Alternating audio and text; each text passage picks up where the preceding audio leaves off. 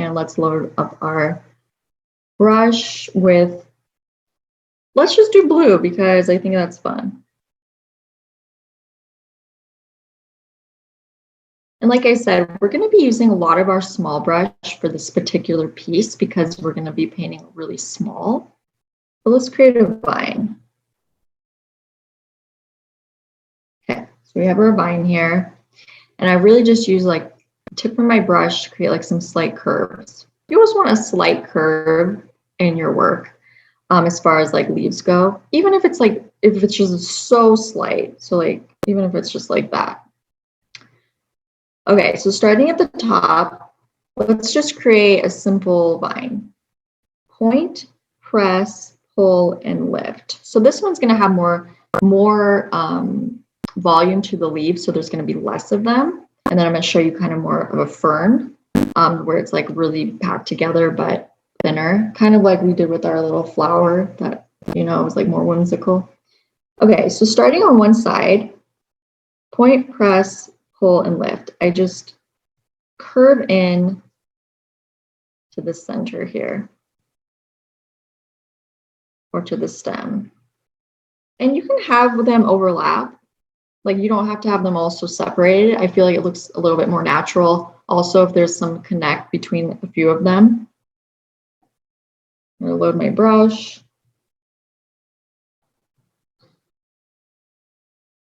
And then on the other side, do the same thing. You're kind of going in to the stem. And notice how I don't worry about connecting the two together on either side, because that honestly sounds like a headache to me, and it seems like too technical where like I don't like that. You want it to feel more loose and that you're just going with a flow. So don't try to connect the two. If they end up like touching and being connected, and what I mean by that is say like you're just putting them all together like this, it just looks too much, too clean. And I do realize that there are some leaves in nature that like do that. That's fine. But for the sake of this and being more whimsical and being more free, let's just not do it that way. Okay, now I want to show you how to do more fern. So like, let's create a stem like this and then load our brush up. And we're just going to create some thinner leaves and have more of them to create more of a fern. Starting at the top again, I'm putting less pressure down on my brush. So notice how it's thinner. So I'm just pushing down less. And that's going to be the same throughout this whole piece here, because you want more leaves. So in order to do that, you have to take up less space. So you have to put less pressure down so they're thinner. Okay, so starting at the top, kind of coming in.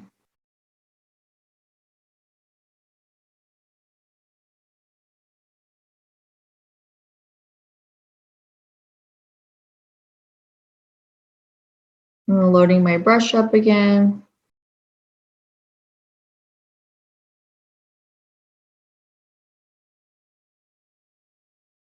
And you can do it really quickly, or, you know, you can be really particular about like the shape if you want. But for me, because they're fern and they're leaves are like more filler for in general. Like they're not really your showpiece unless that's like what your piece is about. It's about a leaf.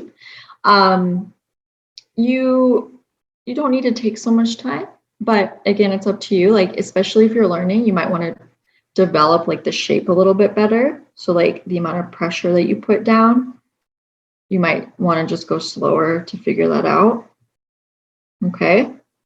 But as you get better, just slowly start doing it a little bit quicker to see how that feels for you.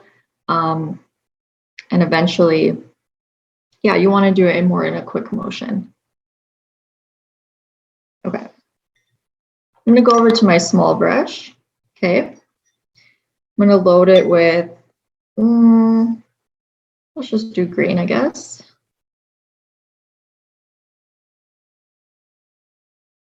let's practice some groupings of leaves. So if I have a vine, or sorry, if I have a stem, so you have a stem.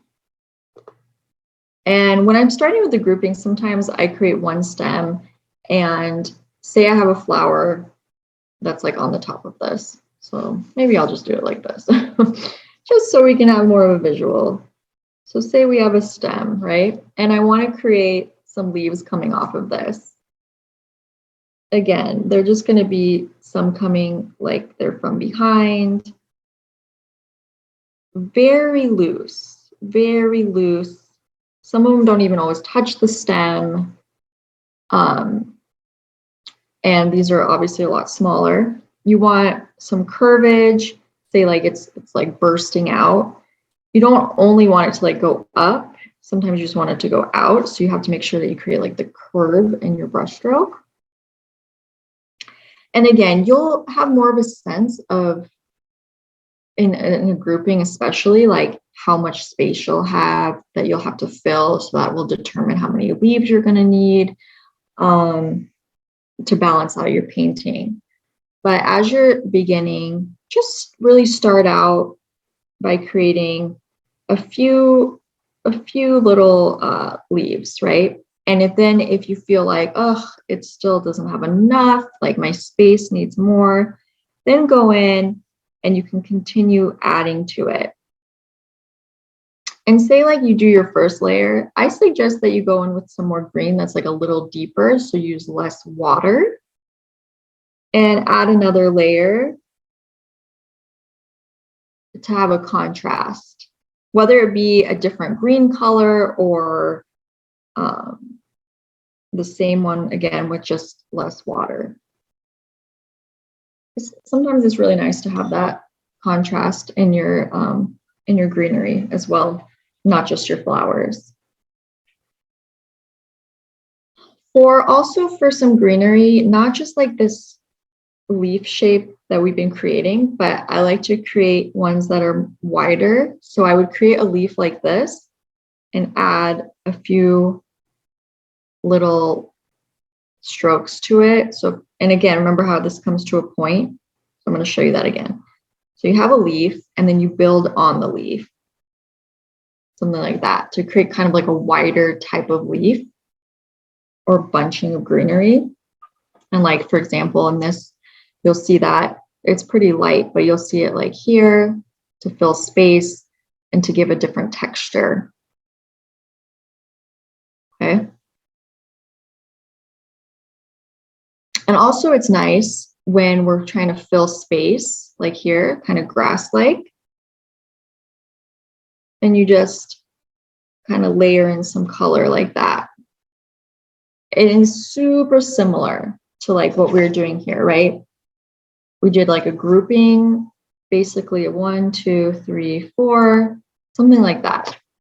But try to be a little bit like less, I guess, calculated, like as far as, okay, this has to go here, here, here, here. But just be like, here's 1, 2, 3, 4. And this looseness factor, it will become so much easier again as you do it more. Right now, you're like probably in your head, like, well, where's this go? Where's this go? And you're thinking a lot about it.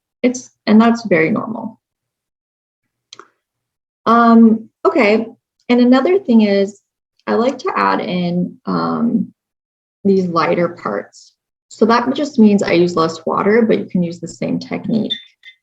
So for example, with the blue, if I wanted to be present and add some, I guess, like to fill a space, but I don't want it to be super obvious, that is when I go in with the really light color, kind of add it in behind whatever I'm doing. And we'll definitely do that probably, or with this one as well. So leaves or greenery don't necessarily have to be super defined. You can do it as a filler, like kind of as a wash, and it implies, oh, that's greenery or that's filler, grass or whatever it may be, but it's not a flower. But it is still filling the space. It's still colorful, and it still gives it another type of texture and shade, which is a variety. So like light versus dark, it still adds to it, even though it's so light and subtle. Okay, so we practiced a bunch of different flowers and different greeneries. So I think on this picture, I want you to practice one more thing, and that's kind of this layering of color to create more of a bunching of like, I mean, it kind of looks like wisteria, but it's on the ground. So we're just going to go with that.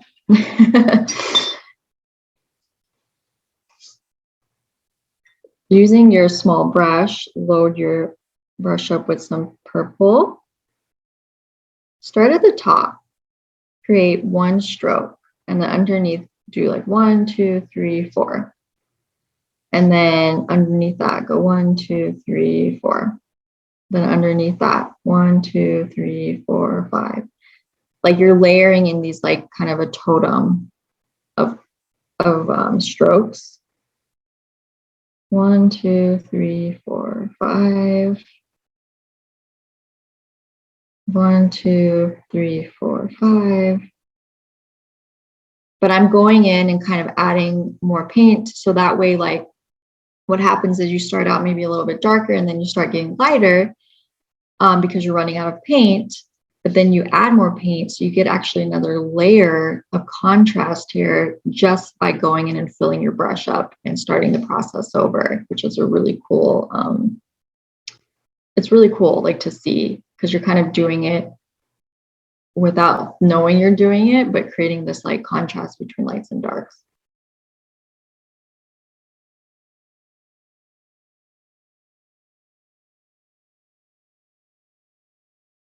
Okay, so this is basically, again, just like kind of a totem of some brush strokes that you pull down to create like a taller bunch of wispier petals for a flower. And I don't even know what it is. It just looks like a flower to me. It does look like lavender to me. The building of it reminds me of it. So maybe we could say that. But that would be a giant piece of lavender in this field, wouldn't it? Giant. That's okay.